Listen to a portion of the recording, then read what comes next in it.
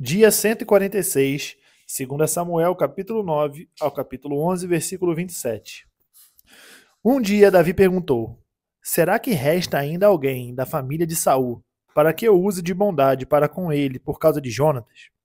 Havia um servo na casa de Saul cujo nome era Ziba. Chamaram-no, pedindo que viesse falar com Davi. O rei perguntou: você é Ziba? Ele respondeu: sou eu mesmo, seu servo. Então Davi perguntou: existe mais alguém da família de Saul para que eu use de bondade de Deus para com ele? Ziba respondeu: ainda existe um filho de Jonatas, aleijado de ambos os pés. Então o rei perguntou: e onde está ele? Ziba respondeu: ele está aqui na casa de Maquir, filho de Amiel, em Lodebar. Então o rei Davi mandou trazê-lo de Lodebar, da casa de Maquir, filho de Amiel. Quando Mefibosete, filho de Jonatas, filho de Saul, chegou diante de Davi, inclinou-se, prostrando-se com o rosto em terra. Davi disse: Mefibosete. Ele respondeu: aqui estou, às suas ordens. Então Davi lhe disse: não tenha medo, porque serei bondoso com você por causa de Jonatas, seu pai. Vou restituir a você todas as terras de Saul, seu pai, e você sentará sempre à minha mesa para comer. Então Mefibosete se inclinou e disse: quem é este seu servo, para que o meu senhor tenha olhado para um cão morto como eu? Então Davi chamou Ziba, servo de Saul, e lhe disse: tudo que pertencia a Saul e a toda a casa dele, eu dei ao neto do seu senhor. Você, os seus filhos e os seus servos cultivarão a terra para ele e recolherão os frutos, para que a casa de seu senhor tenha o que comer. Porém, Mefibosete, neto do seu senhor, sentará sempre à minha mesa para comer. Ziba tinha 15 filhos e 20 servos. Ziba disse ao rei: farei tudo que o rei, meu senhor, ordena a este seu servo. E assim, Mefibosete passou a fazer as refeições à mesa de Davi como um dos filhos do rei. Mefibosete tinha um filho pequeno chamado Mica. Todos os que moravam na casa de Ziba eram servos de Mefibosete. Mefibosete morava em Jerusalém porque fazia as refeições sempre à mesa do rei. Ele era coxo de ambos os pés. Depois disto, morreu o rei dos filhos de Amon e em seu lugar reinou Anum, o filho dele.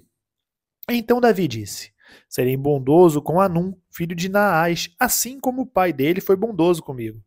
E Davi enviou alguns servos para consolar Anum por causa da morte de seu pai. E os servos de Davi chegaram à terra dos filhos de Amon. Mas os príncipes dos filhos de Amon disseram a seu senhor Anum: o senhor pensa que foi para honrar o seu pai que Davi mandou esses consoladores? Não teria sido mais para que esses servos enviados por ele conheçam e espionem a cidade para poderem destruí-la? Então Anum pegou os servos de Davi, rapou metade da barba de cada um deles, cortou metade das roupas até a altura das nádegas e os mandou embora. Quando Davi soube disso, enviou mensageiros ao encontro deles, porque estavam muito envergonhados. O rei mandou dizer-lhes: fiquem em Jericó até que a barba de vocês cresça de novo. Depois, venham para cá. Quando viram que haviam despertado o ódio de Davi, os filhos de Amon mandaram mensageiros e contrataram 20.000 soldados dos sírios de Bet-Reob e dos sírios de Zobá, 1.000 soldados do rei de Maacá e 10.000 de Tobi. Davi soube disso e enviou contra eles Joabe com todo o exército dos valentes.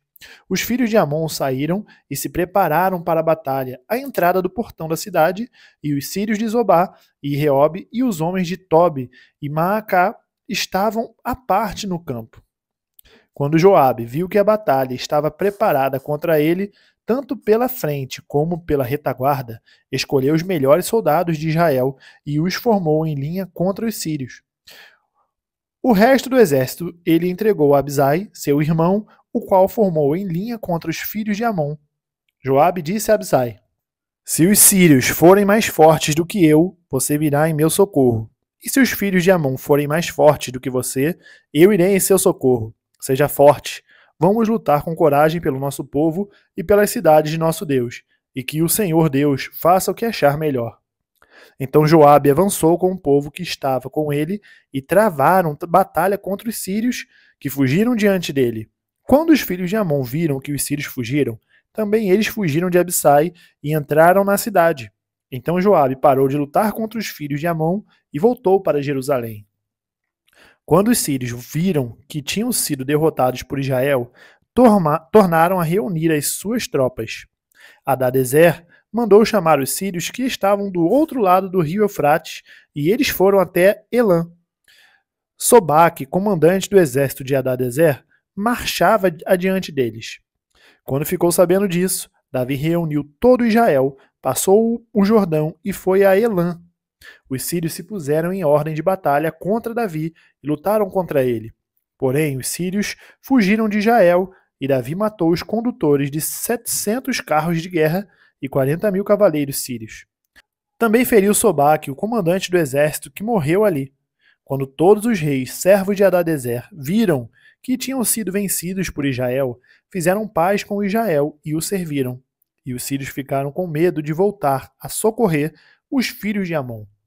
Decorrido um ano, no tempo em que os reis costumavam sair para a guerra, Davi enviou Joabe, seus oficiais e todo Israel. Eles destruíram os filhos de Amon e sitiaram a cidade de Rabá, mas Davi ficou em Jerusalém. Uma tarde, Davi se levantou do seu leito e andava passeando no terraço do palácio real. Davi viu uma mulher que estava tomando banho. Ela era muito bonita. Davi mandou perguntar quem era. Disseram-lhe: é Batseba, filha de Eliã, a mulher de Urias, o heteu. Então Davi mandou mensageiros que a trouxessem. Ela veio e ele se deitou com ela. Ora, Batseba tinha acabado de se purificar da impureza da menstruação. Depois, ela voltou para casa. A mulher concebeu e mandou dizer a Davi: estou grávida.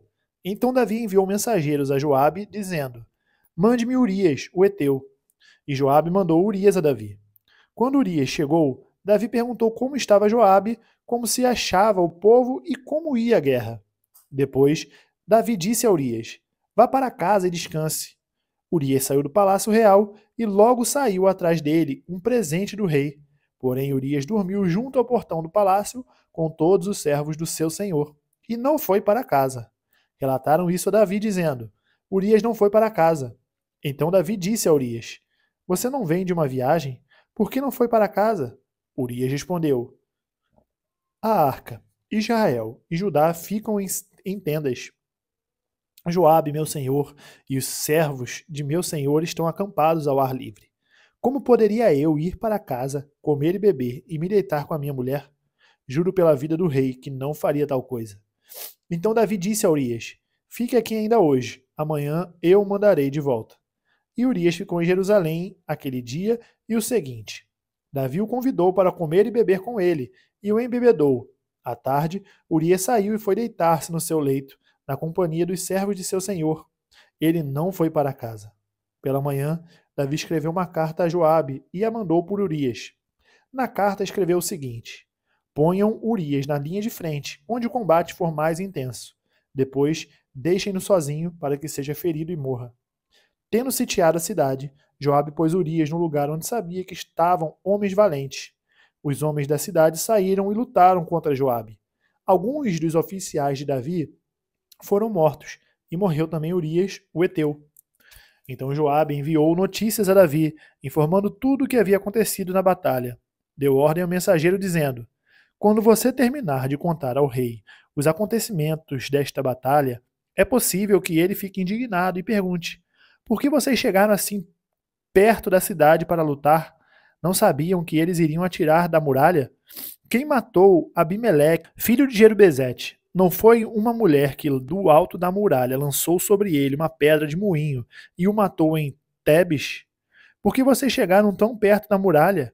Então você dirá: também morreu o seu servo Urias, o heteu. O mensageiro partiu e, chegando, contou a Davi tudo o que Joabe lhe havia mandado dizer. O mensageiro disse a Davi: na verdade, aqueles homens eram mais fortes do que nós e saíram para lutar contra nós em campo aberto. Mas nós fomos contra eles até a entrada do portão. Então os flecheiros do alto da muralha atiraram contra os servos do rei e alguns deles foram mortos. Também morreu seu servo Urias, o heteu. Davi respondeu ao mensageiro: diga a Joabe que não encare isso como um mal, porque a espada devora tanto este como aquele. Que ele intensifique o seu ataque à cidade até conquistá-la. Quanto a você, encoraje Joabe. Quando a mulher de Urias soube que o seu marido era morto, ela chorou por ele. Passando o luto, Davi mandou buscá-la e a trouxe para o palácio. Ela se tornou sua mulher e lhe deu um filho. Porém, isto que Davi tinha feito pareceu mal aos olhos do Senhor. João capítulo 15, do versículo 1 ao 27. Eu sou a videira verdadeira, e o meu pai é o lavrador. Todo ramo que estando em mim não der fruto, ele o corta, e todo que dá fruto, ele limpa para que produza mais fruto ainda. Vocês já estão limpos por causa da palavra que lhes tenho falado. Permaneçam em mim, e eu permanecerei em vocês. Como o ramo não pode produzir fruto de si mesmo se não permanecer na videira, assim vocês não podem dar fruto se não permanecerem em mim. Eu sou a videira, vocês são os ramos. Quem permanece em mim e eu nele, esse dá muito fruto, porque sem mim vocês não podem fazer nada.